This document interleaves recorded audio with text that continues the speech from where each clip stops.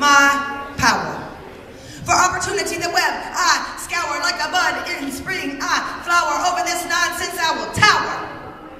But I woke up today feeling sour. What's up, you guys? My name is Lisa Devin.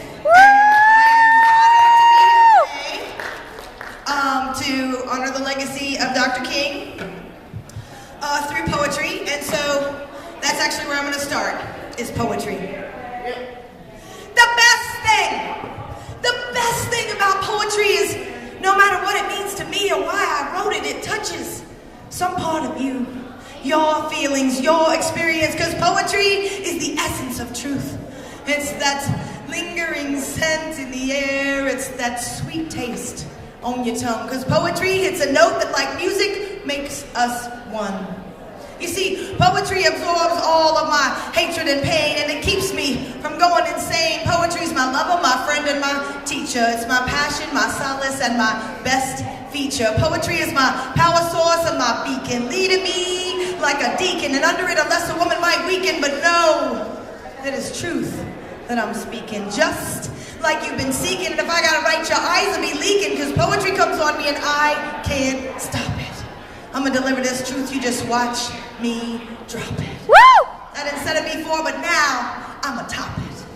Even when all the poetry experts say I should rhyme in different ways, well, I can't help it if all my little word plays always come out in straight A's, because see, I get high marks for these poetic remarks. Woo!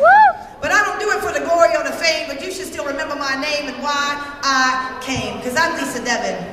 And I'm about to give you a little slice of heaven, because I'm colder than a Slurpee from 7-Eleven, and I can lift up even the unleavened, because I use levity and humor to deliver this knowledge. Secretly sending you to college, because a mind is a terrible thing to waste.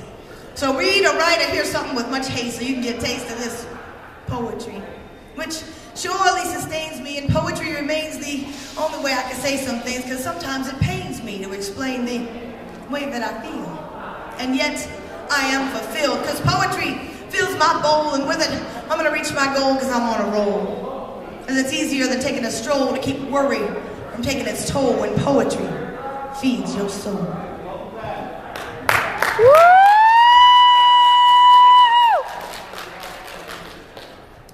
So we're really here today to talk about the legacy of Dr. King. But I'd like to imagine what Dr. King would be doing if he were around today.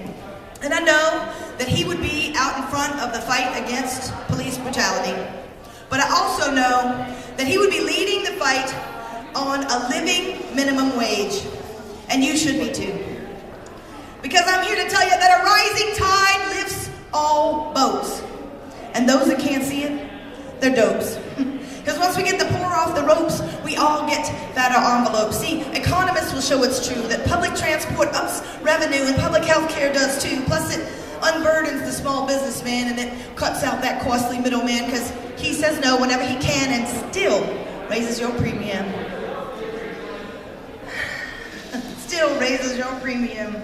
But we must demand the things we need. Many voices they must heed, so put it on your Twitter feed. We want politicians to lead us that we all might succeed. From debtor's prison we're freed, and this is how we proceed. Education, health care, and transport for all. Reduce strip mining and strip mall. Cut back on urban sprawl. Discover fuel renewable. Hemp is the perfect fuel, that's right. But that must be a secondary fight. But we can raise this country to a new height when we get health care right. So prepare for many a long night. Put away your fright, because it's going to be a tough fight as the rich clutch their pockets tight, afraid we're going to make them light. Can't oblivious to others' plight. Can't see how helping might raise their income like a kite. Maybe they're just not that bright. Because when we can afford all we need and new coats, that rising tide, it lifts all boats.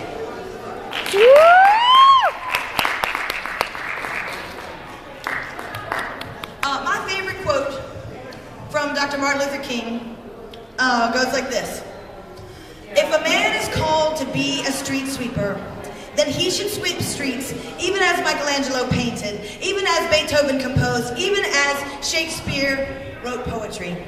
And what that means to me is that you should never half-step anything. If you're going to do something, do it. Put your whole heart in it. About 2 years ago, I got laid off from my corporate job, the one that I got a college degree for, that one. And I had a chance to become a barista. But I had no idea that when I put my whole heart in it, I would become a coffee ninja. Coffee ninja steals into the night. In the wee hours, bathed in moonlight, dressed head to toe in black, out to brew that legal crack that's become your habit. Cause you just gotta have it. Steamy, hot and creamy, warms you inside and out, cause the sugar and the caffeine are a pleasure tag team that's fueling your dream. With a daily jolt of Java juice so you could jump through those corporate hoops or clean out chicken coops or take charge and lead the troops. But see, you ain't come here to see a smiling face or even the coffee ninja style and grace. You came here to get your fix and stay on pace, to grab your edge so you can win this race, and you just love the taste. And how the ninja makes it with such haste so your time we don't waste, but you know that it's laced with the object of your addiction cooked up right here in our kitchen, giving you just the right perk so you could do more and more work. You know, people used to stop and sit down and talk over a cup of joe. And now, Coffee Ninja just makes them a cappuccino.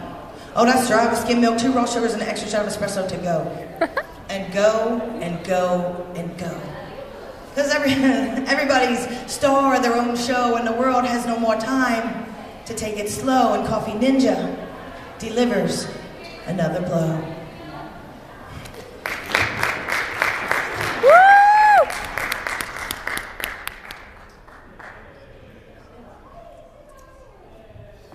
So, that is about my time today. I have time for one more. But I would like to say I'm Lisa Devin, and thank you so much for coming today. I'm honored for you having me. All the poems that I've done today are in my book, which just came out in October, which is there. If you're interested in a book, see me. Even if you're not, see me anyway. Say hello. I'd love to meet you. I have cards. It's got my social media and stuff on there. I'm on Facebook at Lisa Devin, D-E-V-O-N. I'm on Instagram at Lisa.Devin, D-E-V-O-N. So let's be friends. I feel like one of the most important parts of Dr. King's legacy is a call to action. It's for you to do something. And I would hope that he would agree with every word of this piece, but I'm laying it on you anyway. We need campaign finance reform. It must be demanded by a people storm, because $1 million budgets are the norm, so on TV politicians can perform ads in heavy rotation all over the nation, every single station, brain saturation. It's going to cost $1 billion to be the president? Well, that money should be much better spent. It could go toward making us all healthy instead of going to the already wealthy. You see, we, the people, own the airwaves, and we must take them back.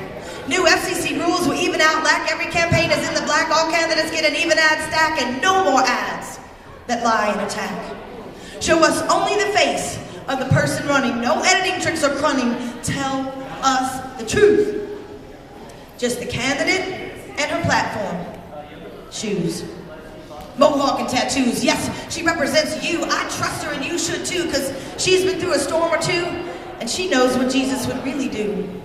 He would make peace between Muslim and Jew, Christian, Buddhist, atheist, and Hindu. He would make peace among all the nations, wrestle America back from the corporations, finally pay those reparations, restore our earth to its pristine form. Female candidates become the norm. We really need campaign finance reform so we can listen to how the 99% feels, because if we can't be heard, we're all crushed under the heels of a jackbooted thug who steals hopes, dreams, and ideals under the guise of keeping it reals.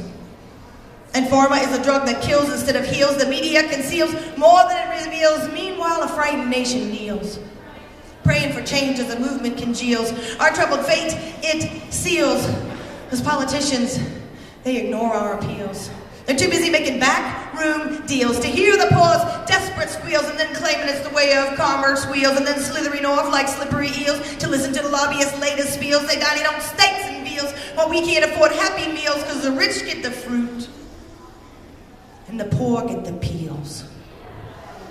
Then have you heard that too big to fail is polite for don't know its head from its tail, and it's nimble like a beached whale, and it's slower than the average snail, and it made our economy frail, and now it's all weak and pale, and it puts our homes up for sale while we just weep and wail, and neighborhoods go down scale, and modifications fail, and it finds new ways to impale the little guy like debtor's jail.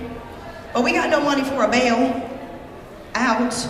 We just got left out in the cold, the unemployed, the sick, and the old. Our troubles unfold. We sold all our gold. Lives on hold, empty homes unsold. And the poor are becoming frail as society continues to ail, and they're too big to fail. Well, America is too big to fail too. Do something today, won't you? Vote, vote, vote, vote, occupy, and protest too. Facebook a congressman or 22, and make sure that your friends do, because change begins with you. Thank you.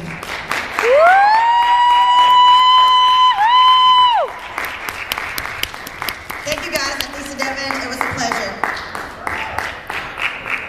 Thank you, Lisa. I've been knowing Lisa for a few years now, and it's been amazing to watch her growth. Just so you know, she does have books available for sale, and they're pretty thick and they're pretty awesome. It's her collection of poetry over the last 4 years, and yeah, make sure you stop on by her merch table.